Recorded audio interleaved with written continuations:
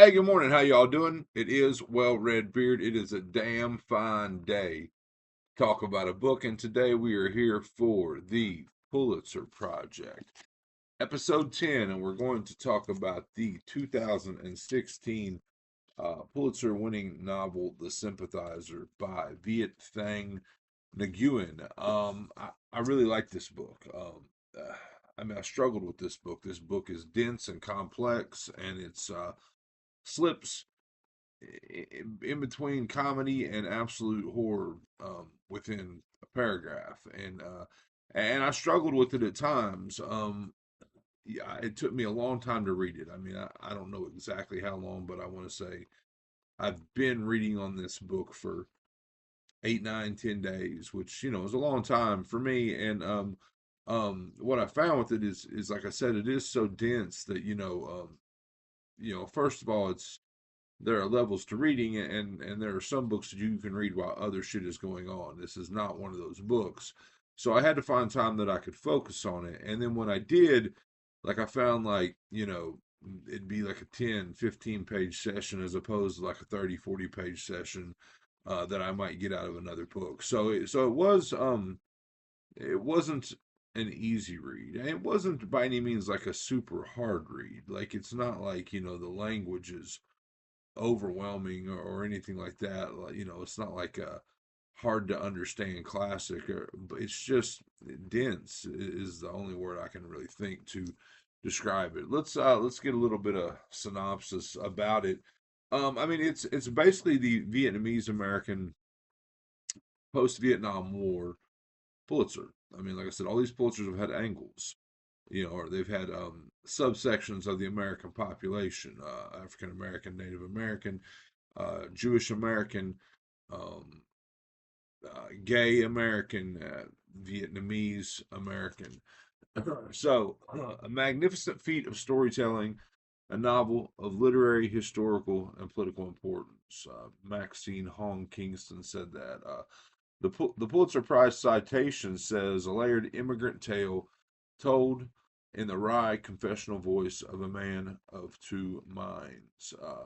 So, the winner of the 2016 Prize for Fiction, compared by critics to the works of Graham Greene, Dennis Johnson, and George Orwell, The Sympathizer is a blistering exploration of identity politics in America wrought in electric prose. The narrator, a Vietnamese army captain, is a man of divided loyalties, a half French, half Vietnamese communist sleeper agent in America after the end of the Vietnam War. A powerful story of love and friendship and a gripping espionage novel. The Sympathizer examines the legacy of the Vietnam War in literature, film, and the wars we fight today. It's war fiction. It's a spy novel. It's an immigrant novel. It's all these things kind of combined into one.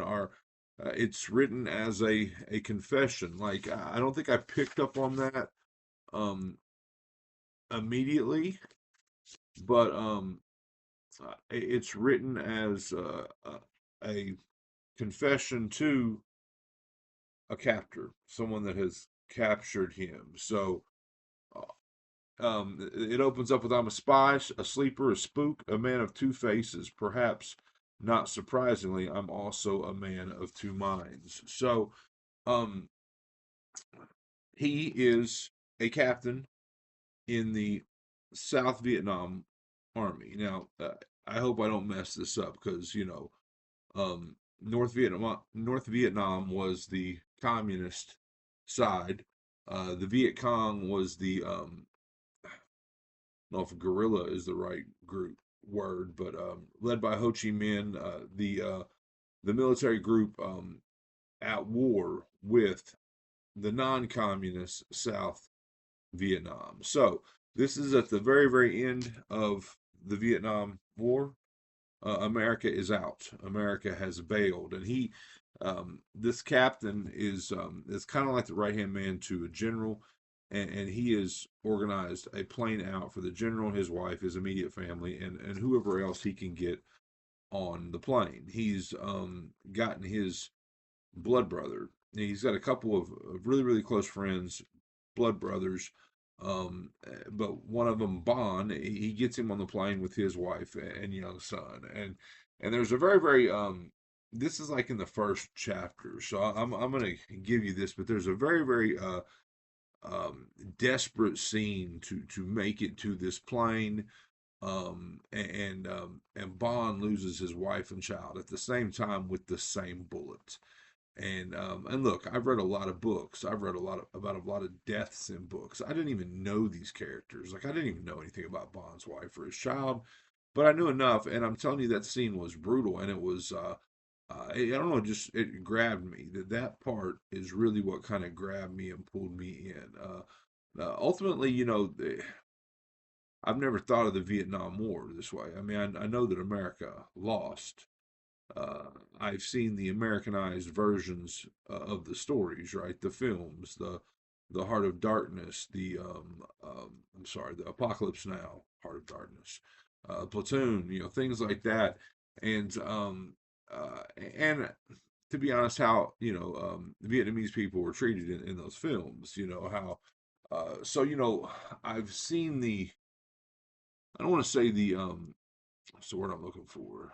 Um, I mean, like I said, the Americanized version of that stuff. So this was a completely different take. And one thing, in the back of this book, it's got an interview, eh, and it talks about how, like, there's a lot of great Vietnamese American literature out there, but none of it was necessarily written with a tone of anger, and that he he he wanted to stop, the I guess the acceptance, not the acceptance, but the point is that it's not like he puts it all on America, but that everyone was at fault. It's a war, but again, a lot of fault towards America. So, um, yeah, I had just never really read a story like that. I never really looked at it from the other side. I don't think I've ever read an immigrant story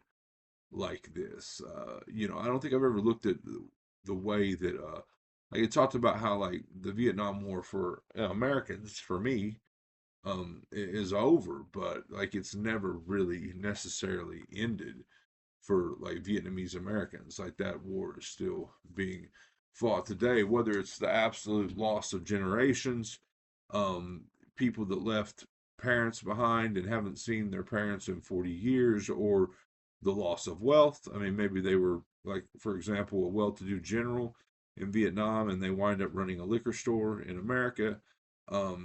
Just stuff like that. So very thought provoking. Again, it's got comedy parts, but it's also got the war and spy and, to be honest, murder parts as well. Like there's one part where, now remember, he is now in America with the South Vietnam general, um, but he's a spy for North Vietnam. So, of course, he's a man of two minds. I mean, he can't have spent this much time with these people in a war, in wartime, in through the escape, through the immigration parts of it, without being on some level a sympathizer, right, with both sides, really. But there's one part where the general gets the idea that there's a spy in his camp, and of course, to redirect the eyes off of him, he has to put it on someone else, and thus actually have that person murdered. There's a couple scenes like that where he does some things that he doesn't think he can find redemption for.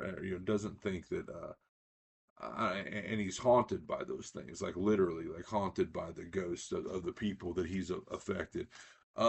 He goes to the Philippines to be a part of like a almost I don't know what the word I'm looking for. Um, just like a help, not a helper. Well, what's the word? And not an analyst. Um, provide information, to provide like opinion on a film being made, and really his goal is to get you know Vietnamese people, or in, Philippine Filipino people, is that right?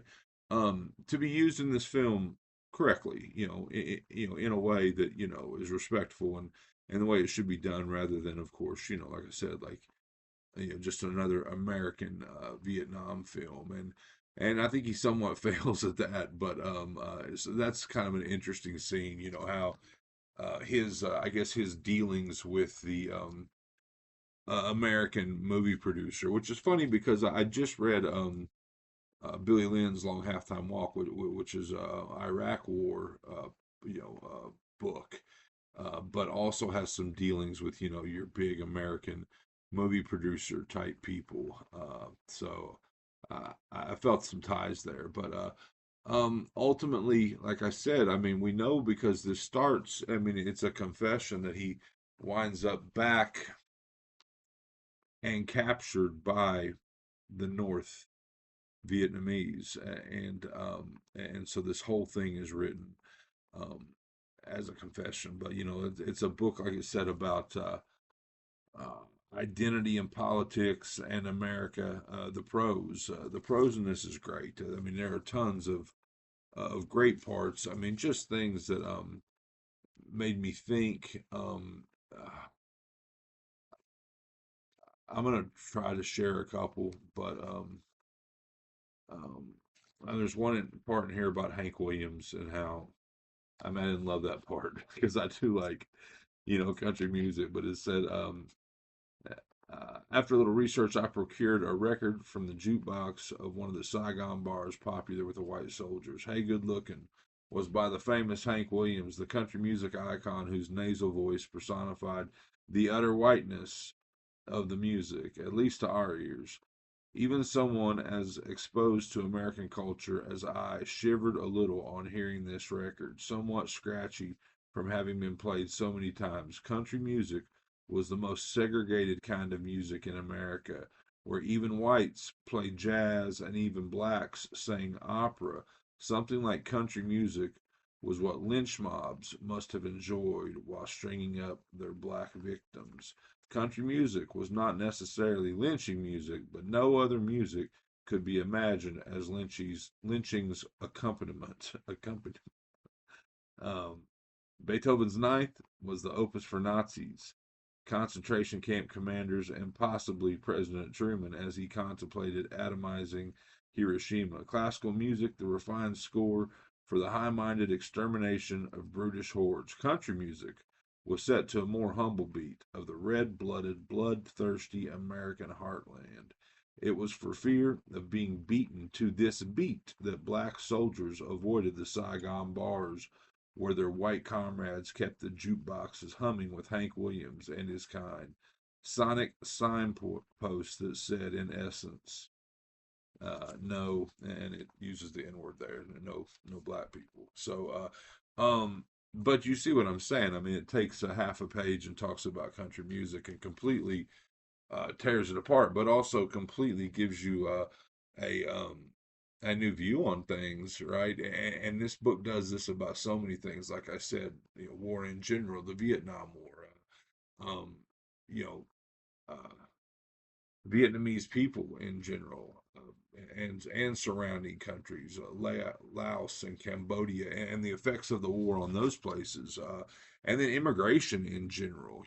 I mean, the immigrants in this country are in the worst possible place they've ever been when they first get here, and to be treated with, unwelcomeness or, racism or whatever. I mean, again, I felt that, So, anyway, this is a great book, and I don't know that I would have said that halfway through. I had to read the whole thing, had to sit with it, read the interview. I mean, got a lot of good information, a lot of clarity, I guess you would say, out of the interview at the end.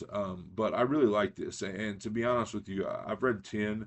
There are a couple of these books that I've given 5 stars to, but I think that of the ones I haven't given 5 stars to, this might be my favorite. I've got to sit with all of them and do that, but like right now, if I had to say, I would say this is my third favorite of the 10 Pulitzer winning books that I've done. So yeah, really dug this. The Sympathizer. It's a part one, which throws me for a loop because I don't necessarily, I'm not ready to dig into a part two on this yet. maybe eventually. And I do hate that, because this is not the only Pulitzer winning book that I've read that isn't a standalone,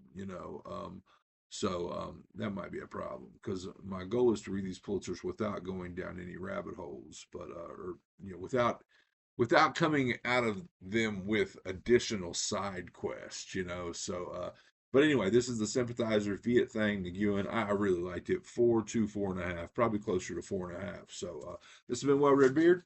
Hope you enjoyed it, and I hope you're enjoying all your books, all of them, as much as I am. If not, you're reading the wrong damn books.